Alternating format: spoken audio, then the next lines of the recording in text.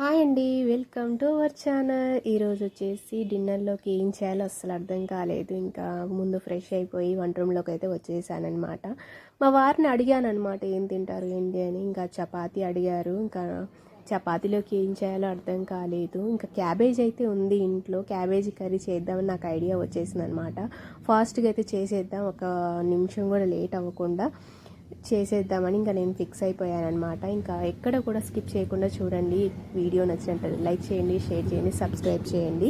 నేను చేసే ప్రతి ఒక్క వీడియో మీకు నోటిఫికేషన్లో వస్తుందన్నమాట. బెల్ ఐకాన్ అనేది ఆన్లో పెట్టేసుకోండి ఎప్పటికైనా. అండ్ ఇక్కడ అయితే స్టార్ట్ చేసేస్తున్నానంట.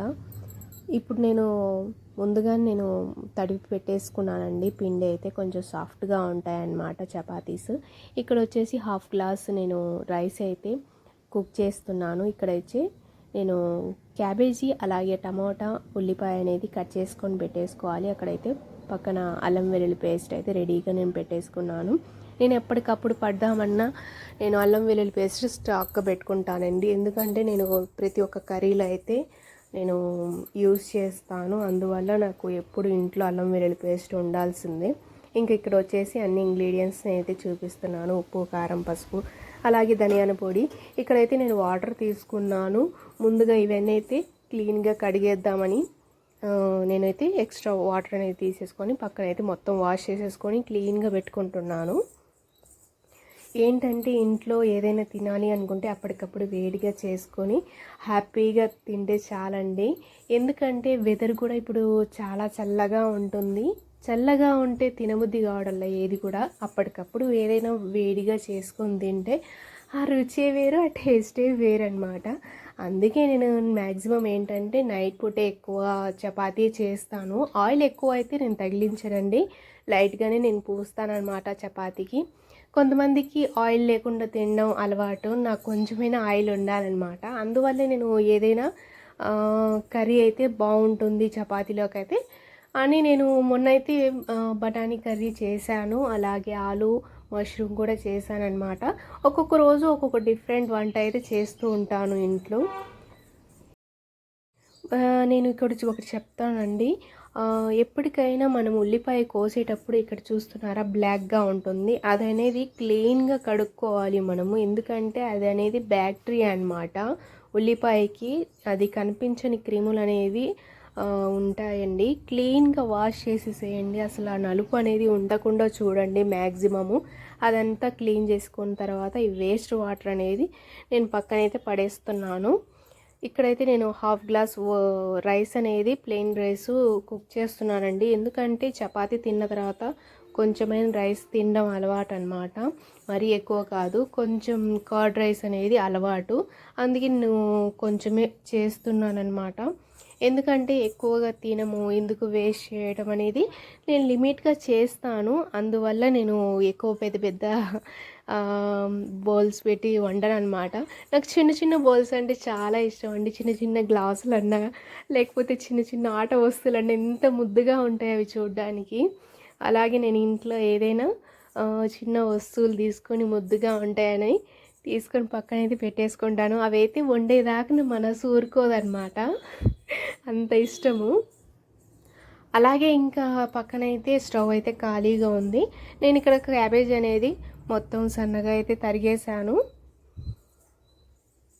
ఇక్కడ చూసారా, ఆనియన్స్ అనేది కట్ చేసేసాను. అలాగే ఇక్కడ టొమాటోస్ కూడా కట్ చేసి లాస్ట్ ఎండ్లో వేద్దాం అనుకున్నాం కదా కొత్తిమీర, అది కూడా వేసేసానండి. అల్లం వెల్లుల్లి పేస్ట్ కూడా మనకి రెడీగా ఉంది. అలాగే నేనైతే ముందుగానే వాటర్లో హాట్ వాటర్లో అయితే ఉడికించేసుకుంటాను క్యాబేజీ. ఎందుకంటే కొంచెం పచ్చివాసన పోయేంత వరకు నేను ఉడికించుకోవడం నాకు అలవాటు. కొంచెం టేస్ట్ కూడా బాగుంటుంది, కొంచెం మెత్తగా ఉంటుంది కాబట్టి. ఇందులో నేను వాటర్లోనే కొంచెం సాల్ట్ అనేది యాడ్ చేస్తున్నానండి. ఇక్కడైతే నేను ముందు పిండి అయితే కలిపి పెట్టేసుకున్నాను. హాఫ్ అన్ అవర్ ముందు నేను ఇక్కడైతే చపాతీస్ అనేవి రౌండ్గా ఇంకా అనేది చేసి పెట్టేసుకోవాలి. ఎందుకంటే ఇంకా టైం ఇప్పటికి చాలా అయిందనమాట.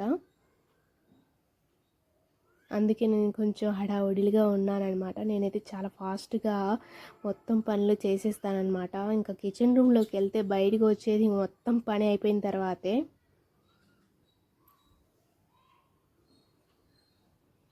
రాజస్థాన్ వాళ్ళైతే ఎక్కువగా చపాతీస్ తింటుంటారు.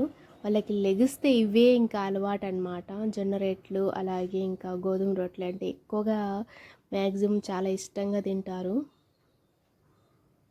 మా ఇంటి దగ్గర కూడా వాళ్ళు ఉన్నారనమాట. అందుకే నాకు తెలుసు కాబట్టి చెప్తున్నానండి. ఎక్కువగా లెగిస్తే కచోరీస్ అలాగే సమోసా అండ్ ఆలు పరాటా ఇలా చేస్తూ ఉంటారు. ఎక్కువగా ఆయిల్ ఫుడ్ అనేది తగ్గించి వాళ్ళు ఘీ అనేది యూజ్ చేస్తారనమాట. మ్యాక్సిమం వాళ్ళకి నెలకి ఒక 5-6 కేజీలు నెయ్యి అనేది ఎక్కువగా యూజ్ చేస్తుంటారనమాట. మనలాగా కాదు, ఎప్పుడో స్వీట్లలో వేసేది అయితే కాదు. వాళ్ళు మ్యాక్సిమం వంటలలో పోపులలో ప్రతి దాంట్లో నెయ్యి అనేది ఎక్కువ వాడతారండి. ఇంకా మాటల్లో పడి మన క్యాబేజ్ కూడా ఆల్మోస్ట్ ఇంకా ఉడికిపోయింది. ఇక్కడైతే నేను ఇంకా పోపు పెట్టేస్తున్నాను.